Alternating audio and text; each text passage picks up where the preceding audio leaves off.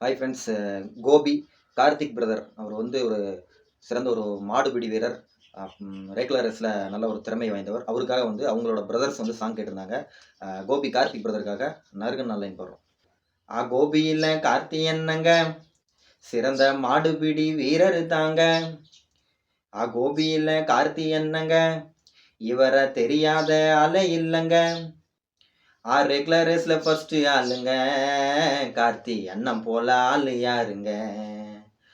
பிள்ளைங்கள கோசம் வந்து நிப்பாரு, தப்புன்னு தெரிஞ்சாக்கா தட்டி கேப்பாரு.